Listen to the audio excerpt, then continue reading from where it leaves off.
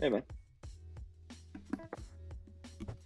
Howdy, we're live. By the way, I Awesome. accidentally went live first, but anyway, once my camera switches over to your camera, it won't have two cameras on myself, which would be fantastic. But anyway, welcome everyone to the stream. I fumbled it at the start as per usual, but that's okay. Today we're talking with Injection, who's going to talk about all sorts of good stuff. It's going to be a fun stream. If you guys have any questions, please do drop them in the chat and I'll go through them at the end of the stream. If the music's too loud and you can't hear me or Injection, let me know and I'll do what I can to fix it out. So welcome, Injection. How you doing? Good, man. I'm glad to be here. I've been looking forward to this. Yeah. This should be a fun one. For those who don't know you, tell us a little bit about yourself. Yeah, my name's Dan Borges. I'm Injection on Twitter. I've been writing a cybersecurity blog for somewhere between 12 and 15 years now. Nice. Some of the big things I do in the community is every year I play in CCDC, which is the Collegiate Cyber Defense Competition. And then just in the last 5 years, we've started hosting our own competition called CPTC, which is the Collegiate Pen Testing Competition. And that's a global competition. Right. Okay. Well, that's pretty cool. That's pretty intense. Yeah, right. And what sort of led you into, I guess, doing these CTFs and what's, I guess, apart from your blog that you're talking about, what do you do in your day-to-day life, for work or whichever? Yeah. So for work, I'm right now I'm an incident responder. I lead a detection team at a small startup. I'm going to say they're startups, but the last several years I've worked for startups, but I don't even know if you could call them startups. Last company I worked for was CrowdStrike, doing internal red teaming, and then before that was Uber, which very large startups in my opinion. This is a much smaller. I think they still startup. call themselves startups, so I mean, they like that vibe. I Yeah. guess. So yeah. They're huge corporations though, both of them. Yeah. Obviously CrowdStrike's smaller, but Uber's massive. Yeah. That's not a small company. Definitely not starting out anymore. But I think they still have that entrepreneur vibe. Everything's new and exciting type thing that startups have.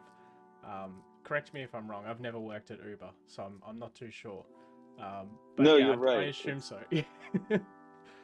It's very much in the culture, and the culture at these places are all crazy. I feel like it's just cover for let's move fast and I don't want to, I guess, do things I'm going to say the word sloppy, but that's not really what I mean.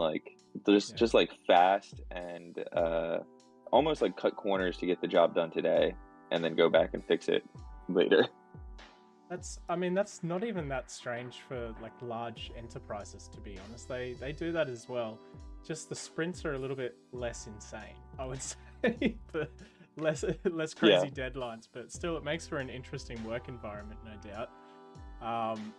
So yeah, okay, so that's cool. So incident response and lots of CTF stuff. Tell us a bit about the CTFs that you've been participating in lately. Yeah. So I guess the way I got started in competitions is back in school. I did a computer science major, and actually I did a few cybersecurity CTFs there. One of them that I really enjoyed and had a big impact on me was called the USCC, which is the United States Cyber Challenge, Yeah. and that was really cool because like it started with an online CTF, and then when you completed that, they sent you to like basically like a mini SANS for a week. So you went to like a week long boot camp where they had SANS instructors, but they did like 5 one-day courses instead of like 1 5-day course. That's pretty cool. Um, Yeah. yeah, So kind of, yeah, and I basically got boot camp. yeah. It was really condensed. You know what I mean? Like you do basically like the first 2 days of a malware dev class in like or like a malware reverse engineering class in like 1 day. So it was very condensed. Jeez. But Okay. Yeah. but I got a lot of good takeaways from that. Like I got to meet a lot of people in the industry, people that I still work with. Uh, and you also like when you go to those physical events, I feel like you learn something a little more than just the CTFs. Like you learn like kind of networking and socializing and just like I don't know, being around your peers. So Networking. that Yeah. had a yeah. Yeah. So that had a big impact on me, and I think that's what once I started the CCDC stuff, like I enjoyed it so much because there was still that aspect of it. Like CCDC, at least at the finals, it's like basically 2 to 3 intense days of attack defense competition. Right. So we don't really see the students too much. But at the end, it is actually cool because like we all meet at the bar and we all sit there and talk about, all of the techniques that we did and like it's really cool in that That's sense. the And then best like part of a CTF, I reckon. Is I mean, there's the bit where you're like heads down trying to get stuff done, but then there's the cool down period afterwards where you're like, oh, okay, breathe. What happened? What happened, guys? And that's for me. no, That's you're my right. favorite part, to be honest. That But really is the best part. And so like I guess I also did a CTF team on CTF time for probably like a year and a half. And for a full year we went really hard on it. Like every weekend we were playing CTFs. We were trying to be in the top damn, 100 on CTF time. We did pretty well. But it was just so much like it was kind of like it burnt me out a little bit. It was a lot of competition yeah, and there was no debrief at the end. There was no hanging out yeah. with people at the bar. It was just like working for, Was the team 16 like hours on your weekend. everyone remote, or everyone was like different places, or? We were local. We were in the Bay Area at the time, so we'd meet up like in the San Francisco area, and we'd meet up at this place called Hacker Dojo in Mountain View, and that was really cool. But Sounds cool. it was it was like very academic focused, like, and even then, because the CTFs were all live, we would like stop playing like on Saturday or Sunday. The competition wouldn't be over for another 6 hours, so we didn't even do like a debrief among ourselves. Like we just got together, played, and went home. Yeah, right. So I have to ask, what's your favorite CTF then that you've ever done? Because it sounds like you did a lot in that 1 year CTF crackdown extravaganza. Yeah, I mean, it sounds like a pretty extreme year of hacking all sorts of stuff. So yeah, what was your favorite CTF? yeah. At the time, they still did this big schmoocon CTF called I'm not 100% sure of like the abstract name, but the name of the last few years was like Pony Island, and it was like a whole MMO game where you would join the game and you would hack your game client to like achieve different results in the game. But it was really cool. It was like Oh damn, that a is full cool. world. I think I heard Yeah, about this somewhere. I think someone told me and was like, "Would you be interested?" I'm like, I don't think I'm good enough for this, to be honest. Um, it's so it's still yeah. online. Oh Their damn. last year, I think they released a Game Boy Advance game, and I remember it now. It was Ghost in the Shellcode is the name of their CTF, and the last few years they did this thing called like Pony Island, and it was super cool. It was really neat. Yeah, that does sound pretty freaking awesome, I have to say. Um, okay, so let's talk a bit more about incident response. What's I guess as an incident responder, what's like your day to day like from morning until when you go home? What's the day in the life of an incident responder? Okay, Yeah, this is gonna be a long little tongue in question. cheek. Yeah. Um, so so leading the incident response effort, also leading the detection engineering team. It's like it's all one team. Yeah. So in the morning, I wake up and I just go through all of my detection alerts, like just basic system review, before my stand up. And my whole idea here is like, if there's anything that is burning, I want to kind of get Put the eyes on fire it out. and then bubble it up to the team. Yeah, but before our like meeting for the day. Hopefully, most days that's nothing. So go through the day, kind of, machines could be compromised, but if it's like a small scale thing and it's not like a large like attack or coordinated effort, then just remediate the machine, quarantine it, have IT pick it up, whatever. Um, After that, like I really spend the bulk of my day on like detection engineering. So right now it's building log pipelines, it's finding different log sources that we want to get into our SIM. It's checking the health of those pipelines. It's like indexing my different logs and then writing rules on those log sources so I can start to detect like new stuff that I care about. Uh, right now, my job, like that's the majority of my job. And normally, if I was like, like at a company that was very well established and deep into this, it would mostly be like rule review and curation and going through that stuff. But right now, I'm still like setting up a lot of log pipelines. Still getting a lot of my log sources. So that's very fun and challenging. And like I have like a big spreadsheet of all the logs I want to target and prioritize, and then the different rules, like the detections that I want from all these different log sources. Yeah. So that's really fun, and it's fun to see those trigger. And then inevitably, at some point during the day, somebody will report something, or somebody will call us where like something's been exposed. Um, and it can vary, but it's almost always surprising. It's always like, oh, we have that system, Shit. or Yeah. yeah, like I'm not collecting that log source. Like, Oh my god.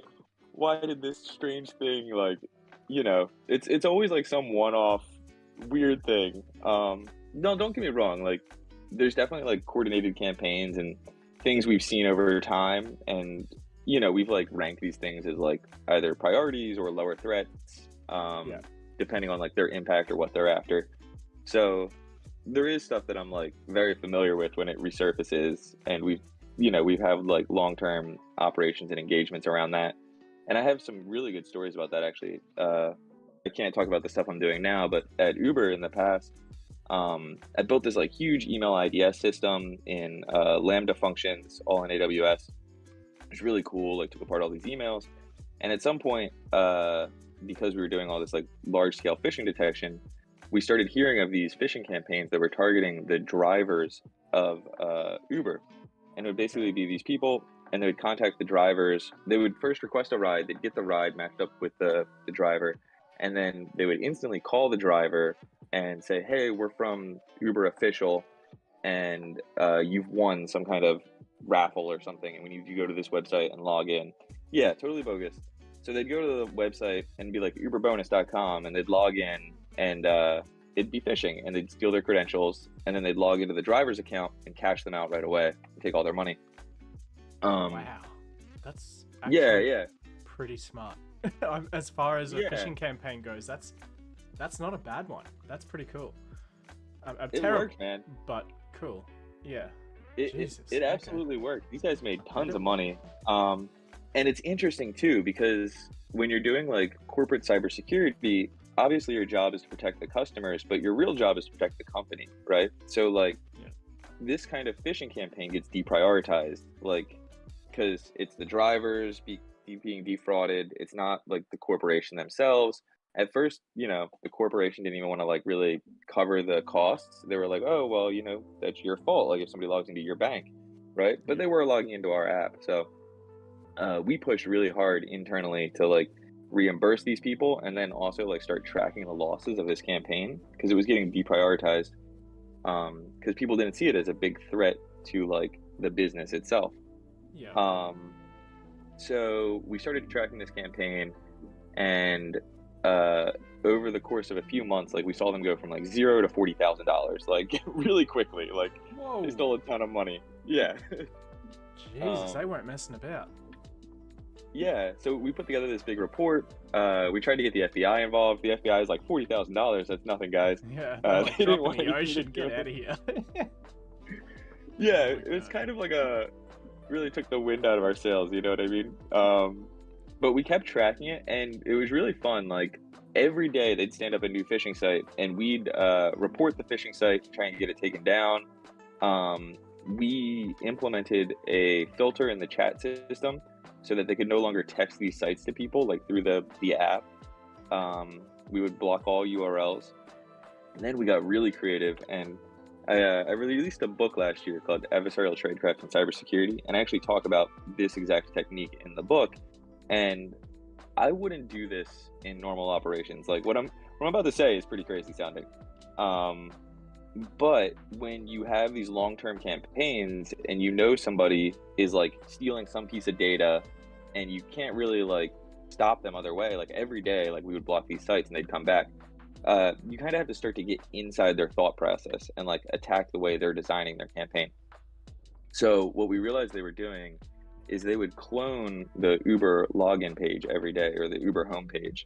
And then they would basically run this copy of our site that was sent them all the answers and all the phishing.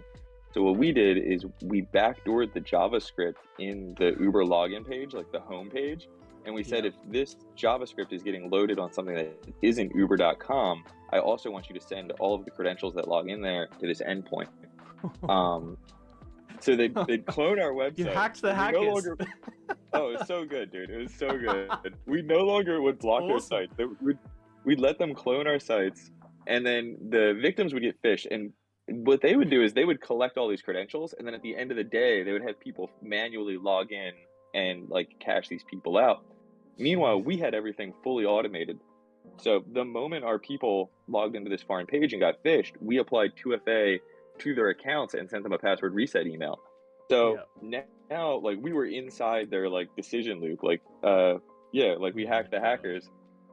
So they would phish all these people, and the accounts would be instantly locked. And I'm sure they were just going mad, like, what is happening? Not only that, but we had all kinds of cool telemetry, because now they would like edit the web page locally on their laptop. So we'd get the IP that they were working from locally, and we'd get like file path names. So we'd have like usernames leading to the desktop where they're working on the web page. It was great. Did some people get arrested? Yeah, unfortunately. Like, obviously. Obviously, yeah. Wow, okay, that is actually crazy, but that's a freaking cool story. I think that tops my best stories I've heard this, like, in the last 2 years of hacking the hackers. That's brilliant. Fuck, I love it. Yeah. It's blown away. It's like phishing the fishes and hacking the hackers, and oh my god, straight up. That's so cool. It was a good one. And like, I wouldn't recommend doing that to most people. Like, yeah, backdoor your app, like your website source code. Absolutely not. Like, no. It sounds crazy, but it worked. Was it like localized at least? Was it just like to this particular area, or was it just like everywhere? Yeah, it was everywhere, man. And everywhere. Oh my god. It was funny too, because like, they're gonna see this for sure. You probably found some stuff that like you didn't even mean to find out of that as well. I'm sure there was some more, findings out of this. Oh my, that's insane. I was gonna ask you next, like, what's your best war story? But have you got anything better than that? That's crazy. I have some good ones. We for the CCDC stuff, we write a lot of malware, but we can get into that in just a second. We did add some Easter eggs to this because, like, we thought for sure they would find it. We're like, oh, they're gonna look at the source code and they're gonna see all this JavaScript. So we like base64 encoded all of the logic, and it would like eval it and like deobfuscate it when it ran it. And then we also added an Easter egg in there where it was like it would evaluate this expression that was always true, but it was like, if you find this and you're a bug bounty hunter, like, let us know. And like, we added this whole Easter egg. Trying to hire some people out of the back of it. It's pretty funny. I mean, yeah, not bad. I mean, yeah, if they do find it. Did anyone find it? That was a different team that got the reports, the bug bounty reports. Damn. So I'm not sure if anybody's ever reported it. But yeah, it was pretty cool that we added that for a while. That's It freaking was crazy. so janky too. Like it was really like this Rube Goldberg machine where it'd send this JavaScript request back to some random endpoint, and then that hooked into like some finance and fraud detection system inside of Uber. Jesus. That's crazy, man. That's the best story. I'm gonna cut this whole section out and make this a separate video after this because that's awesome. Yeah, right. Okay, so back to my list of questions, which are now going to sound incredibly boring after that story. Um, when you were getting started in cybersecurity, first question: did you study at uni, or did you just do certs, or go from another part of IT into cybersecurity? And then off the back of that, what was your favorite learning material that you had that you picked up along the way? Yeah, that's a great question actually. So I went kind of the traditional route. I went through university. I went to East Stroudsburg University in the Poconos in Pennsylvania, between like Philadelphia and New York. Yep. And I studied. I got a dual major in computer science and information security. And it's actually a funny answer because like I was like, yeah, I studied it traditionally, right? But my first 2 years of university were all computer science, and I like at one point I got like nervous or like bored or something, and I was like, they're not going to teach me cybersecurity. Like I'm wasting my time. Um, so at that point, a bunch of my classmates and I started a club, which I think was really helpful. Just the computer science club, and in there we would do on the first half of the week we would do like let's build and make something. So we'd like make a website, and then on the second half of the week we did security focused topics like let's hack this website we just made. So that was really fun, and I made a lot of great contacts through the club, and that was really helpful. But also, after my first 2 years, and I was like, they're not going to teach me this stuff, and like I started getting nervous that I was actually going to learn useful cybersecurity here. I started just picking up books in the industry and reading books like pretty much every month. And the first book that I read that I think was like probably the best introduction to cybersecurity I could have ever gotten was the Web Application Hacker's Handbook, the WA. And if you've ever seen this thing, it is like a Bible. It is huge, hundreds of pages. But I thought it was great because like I had some computer science background, but I was a total like newbie in terms of like, what are even these like large concepts with cybersecurity. So I started learning like all kinds of web app attacks, and then from there too, like the WA is great at also just teaching theory. Like it constantly says wherever a user can put user input, like that's an attack vector. That's a place where your web application can be attacked, and that's true like across all of cybersecurity. If you look at any application or anything like that, like the more freedom that the user has, where they can give you arbitrary input, that's a huge attack surface. If you're making like a localized application or a network application. Yeah. So that was, I think, very like foundational in my cybersecurity experience. Like just, and I read that book cover to cover. Like every week, I would just like be reading this book, like teaching myself infosec, and Absorbing then the of course, Bible of cybersecurity.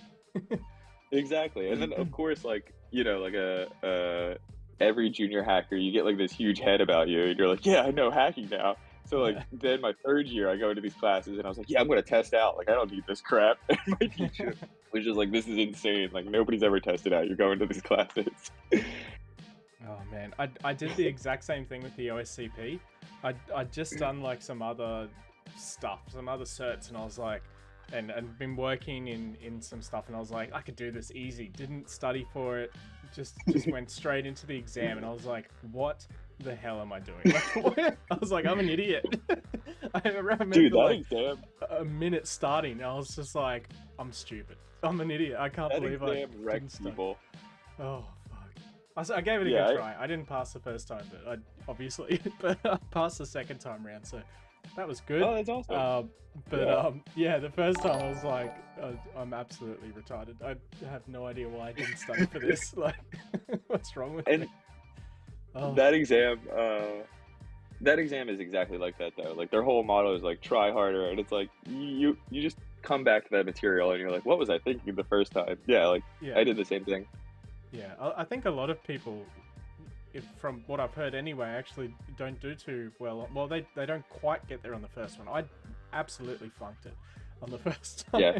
Like 100% fail. So, but yeah, it's a tough exam, and it's tough for a reason. I mean, it's probably the most industry recognized pen tester cert out there, but Yeah. So Well, okay. that's a good point too. Like, I think a lot of the certifications don't do anything like practical, and that's why that has so much weight. It's because like it is hard and it is kind of like hands-on, whereas like like the CISP, you don't. It doesn't give you any insight to the person's like actual technical skills. Yeah, yeah, that's for sure. So in your geographical area, which I'm assuming is still the Bay Area. I'm in like the Philadelphia area right now. I'm back on the Oh, East okay. Coast. Yeah, right. Okay. Well, in that area then, what's the largest growth area of cybersec jobs that you've seen recently? Like, what's really booming at the moment? Yeah, I mean, it's hard for me to say for this area specifically. So like my own career path, I uh, was working at CrowdStrike, and then I took this break to write this book. I wrote the book, and then I was like really kind of uninterested. Well, that's not true. Like I was trying to do little startups, and I really wanted to like get back to work because like I think if you're working in the industry, you'll see generally like cooler and more interesting problems than if you're just doing like side research. Yeah. So I really wanted to get back into the industry and like see some really cool stuff. So I actually had a friend reach out with this position, and he's like, "Do you want to come work on my team?" So that's what I took. Like I shopped around for a few jobs, but like I really knew the people that I wanted to work with, Yeah. and I just took this job as it was available. But I get like recruiters and like people hit me up every day with job offers, and a lot of it right now seems very like, at least to me, and I did put out the book, so I do get a lot of red team offers or people saying like, "Hey, lead this red team or come work on this red team." But the general like cold calling is a lot of SOC jobs or incident responder or even like IT admin jobs. And I That's think those are interesting. really they're great jobs. Like I think there's a lot of Yeah, they're all experience good things you jobs. can do there. Yeah. Although I I mean, will a say, job's a job, really. It's a means to make money. But as long if you enjoy the work you're doing, then who's to tell you otherwise, really? Yeah. yeah, and that's what I would really highlight too is like I feel like a good team makes all the difference. Like I've been on crappy 100%. incident response jobs before, Yeah. like consulting where I'm just doing the whole thing myself, and like that's been really boring. But I've also been on like even like SOC analyst jobs where like the other person in the SOC with me gets super hype over like an incident. They're like, "Yeah, we're gonna find this malware and find out where it's coming from," and like that makes all the difference. Like I love working in an incident where people are like hype, I to worked in like one catch somebody. place where the IR team had like one of those buttons that you press and it plays a sound, and it was the CSI Miami like thing where he puts on the glasses and like That's constantly like awesome. I was like shut up. Everyone was so sick of it after like a couple of months. We're all like, God damn, we That's need to get pretty rid of this funny. button. Yeah, it was I good. think one of the my favorite moments I've ever seen, like in terms of like IR reactions or like this thing, is I was on this red team once, and we were hacking this organization, and it was this huge effort. It was like multi-part. We had all these different scoped red team assessments, and we got to hang out like in the SOC room, the IR analyst room, for a bit. So I would like always go there just to see what they're up to. Like some of our fellow consultants were always in there, so I just like hanging out in there. And I don't know if they knew we were on the red team or not, but at one point, like this guy that worked for the company, not the consulting group that I was part of, he was this incident responder, and he was just like really pissed about like some techniques we were doing. I think we like owned this box, and then we uninstalled all of our stuff before they got to the machine. Um, and I just remember him being in this room, and he had glasses that were like magnetically sealed, like they connected in the middle via a magnet. And I remember him being so angry, he like ripped his glasses in half, and I was like, "Holy crap! Like we have to Whoa, stop, he's guys! hulking Like, out. yeah, we are doing some Jesus. like we are enraging people here. This is not okay." Oh my god. But it Um, was like, just a normal thing he did, I guess. you've worked in some interesting places, I have to say. Um, all right. Tell us a bit about your book, man. I want to hear more about it. So like the blurb, I guess, of it, and where people can find it, of course. Yeah, so adversarial tradecraft and cybersecurity, offense versus defense in real time. It's on Amazon and it's sold by pack. So if you want to get it cheaper, you can also get like a pack subscription, I think, for $10, and then you get access to all of their content. So you could just go there, get it for $10, and like more books too. They have a lot of good books.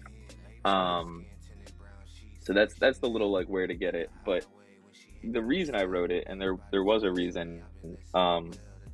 Every chapter goes back and forth between like offensive techniques and then defensive techniques, how to detect these things, and then also like I was saying, like how to get inside and like stop the attackers or really like frustrate them or thwart them.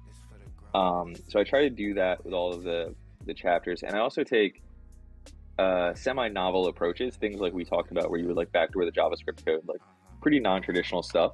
Um, and also very like offensive stuff. Like on the offense side, I talk a lot about like keyloggers and like collecting information on the people that you're attacking. But the reason that I wrote the book is for these CCDC competitions. Is every year I'm playing against these students, and these students, it's kind of like they may have institutional knowledge in their club or their university, where it's like we played this over the years. Here's some run books, or here's some things the red team will do. But generally, from my experience, a lot of these students come in fresh, and the only experience they have is within their 4 years competing, and then new students come in and they start over fresh again.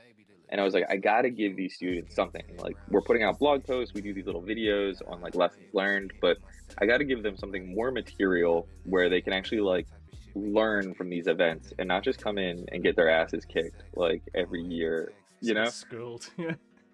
Dude, it's the national CCDC red team is crazy too. Like, we got people like Mubix on the team, Raphael Mudge, the creator of Cobalt Strike, this guy Script Junkie. Like, there's all kinds of yeah, some big names there's in crazy there. Bloody hell. Yeah, and they all bring like custom malware. Like, we all bring like crazy kits, and like these students, I mean, some of them do really well. Some of them kick us out, but like some of them, they just get like the floor mopped with them, and I feel really bad for them. You know what I mean? Yeah. Like, it's just like, how am I getting Shattered owned dreams. repeatedly? Yeah. So in the book, I really, at least everybody has unique techniques on the team, but I lay almost all of my techniques out. I say, here's the C2 I'm using. Here's how I'll modify it. Uh, here's some keyloggers I use. Here's rootkits I use. Here's how to detect them. So it's really like an expose on the techniques that I bring to that competition and how I would stop myself. Okay. And I've also played other competitions like Pros versus Joes, where you do both the attacking and the defending. Those are the best ones. I find them the most educational to be, yeah, for me anyway. But yeah, the defense is really hard. Like, there's a lot of pressure when you're on the defense, and like you never know where to like look, and you always feel like you're under the cloth. Whereas doing the offense year over year, I've learned to like take my time, where I'm like, let's say I find a web app, like I'll take my time and find a vulnerability in the web app, like even if it takes me an hour or 2 hours, because I'm like, in the long term, this is going to get me access and this is worth it. Where on the defense, you're like, I don't have time to patch that system, just reset the creds and reboot the machine. It's like, no, that is the wrong decision. Like, take your time, fix it before you bring it back online. Yeah. Well, that's good. That's yeah, I think that's a pretty good one.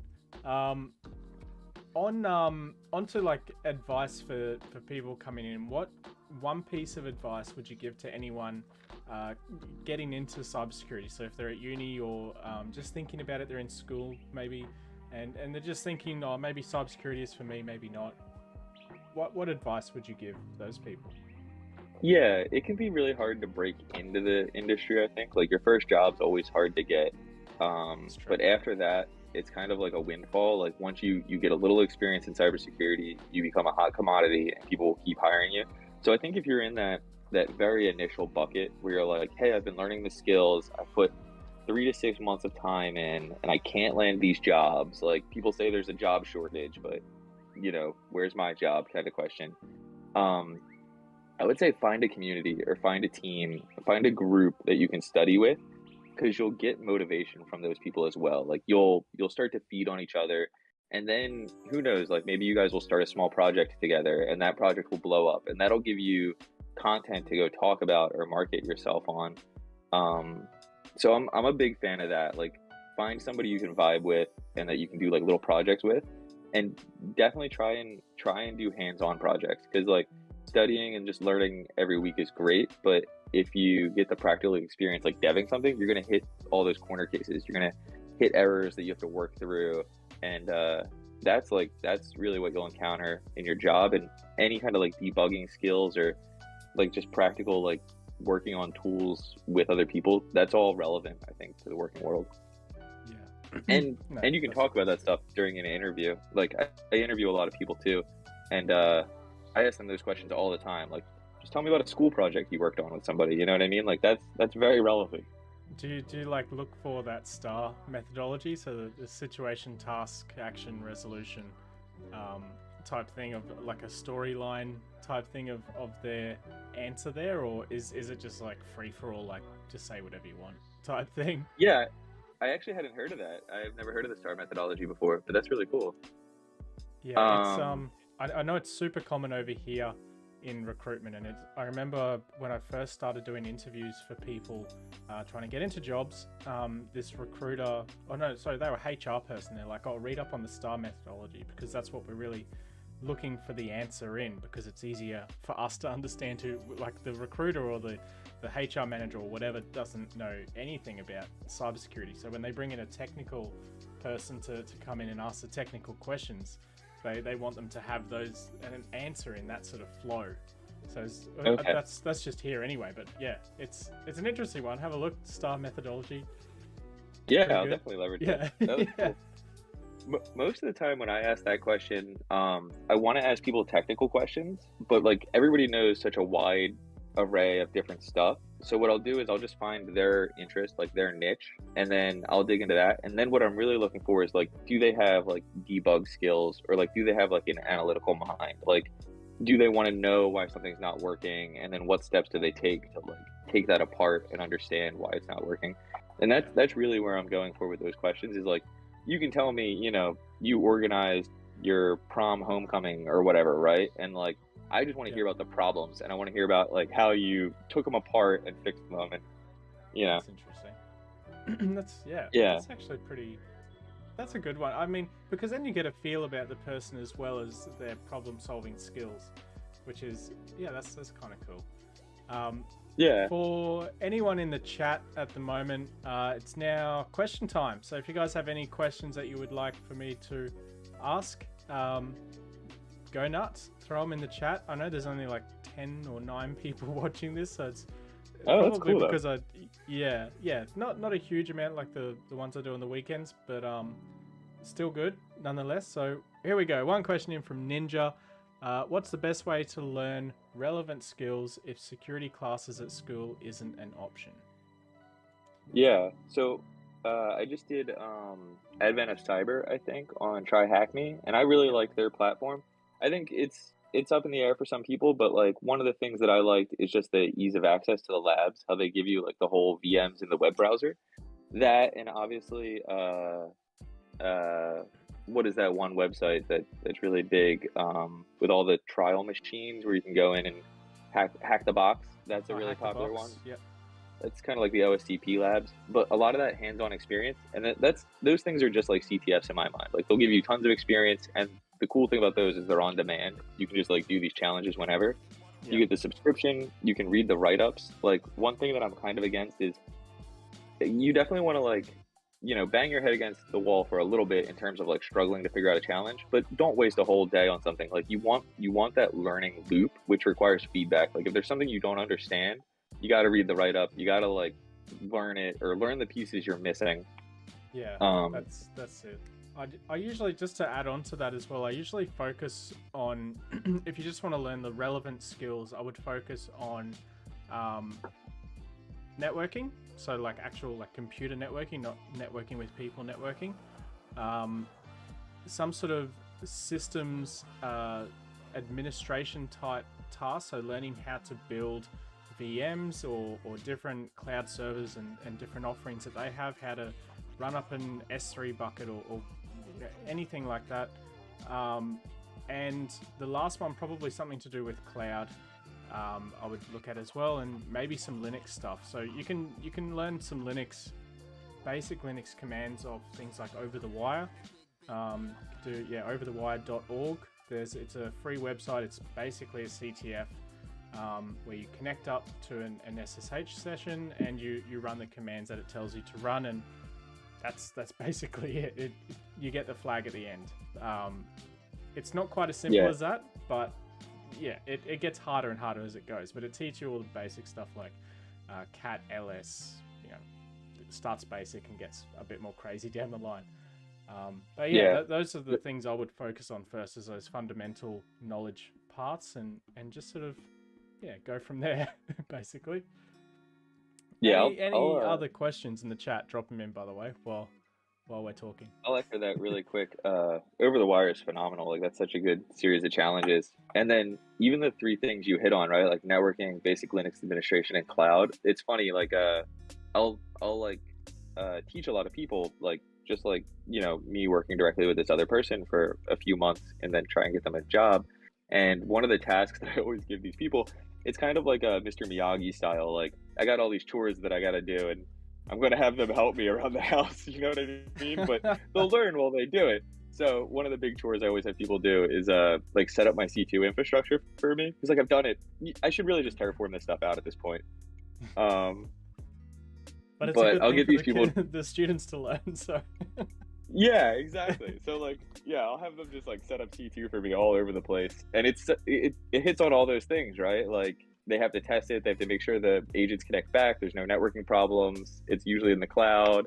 There's a lot of Linux administration involved there. So it's funny that you brought up those things. Like, they're all pretty fundamental things that are pretty important. I like your example better though. It's kind of more get people to do the work for you. Hey man, I got these fences that need to be painted. Yeah, I got things to do, damn it. We got a question from San Antone Homie. Cool name. Obligatory every hacker question. Can you hack my bank account to add money to it? No. The answer. Although if you send some phishing scams to Uber, they might just help you out with that one. With some sweet backdoor action. Oh god. Generally, my advice there too is like, stay legal. Like, obviously you can make fast money doing crime, but as we've seen in some of these stories, like if you make fast money, you can lose it. Yeah, you can lose it very quickly too. Yeah, as well as your potential livelihood and career path. Yeah, so just more fun. To that. Yeah, more fun to be out of jail.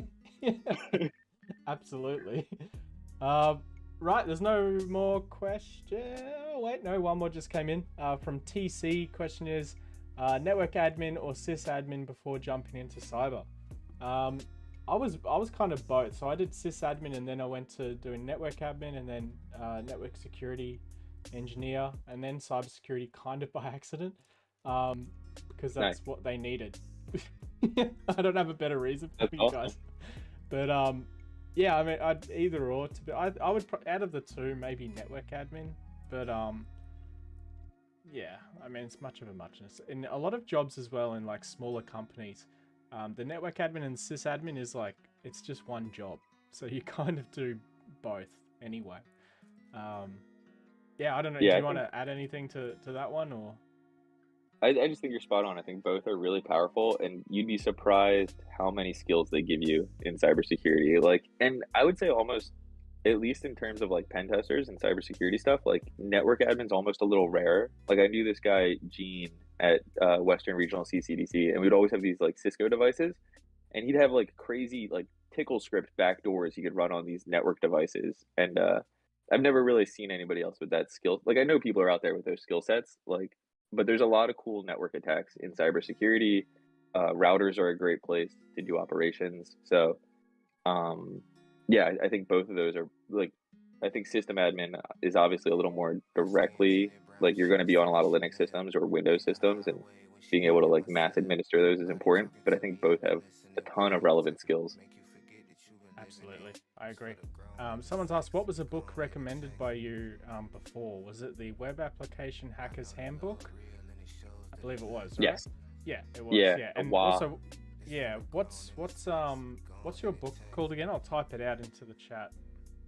Yeah, my book is Adversarial Tradecraft in Cybersecurity, Offense versus Defense in Real Time. And then the first book was the WA, the Web Application Hacker's Handbook.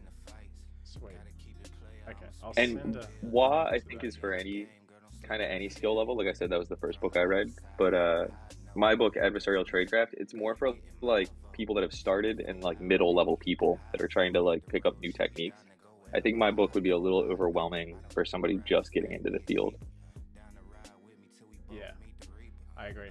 I'm just gonna throw a link to the Amazon store. Just found it quickly while I was talking there. That's a link to his book. If you guys want to check it out, it is the paperback is 35 Australian, I think. I don't know how much it is on Kindle. I don't know what that is in US. Probably like $15 or $20. The exchange rate is really It good. Our money is it's about the worthless. We're same. like Monopoly money here at the moment. Buy some Oh merch, guys, no. please. I can't eat. Yeah, no, I'm joking. You don't have to buy much. Are there any other books that you would recommend for complete beginners, other than Yeah, WA?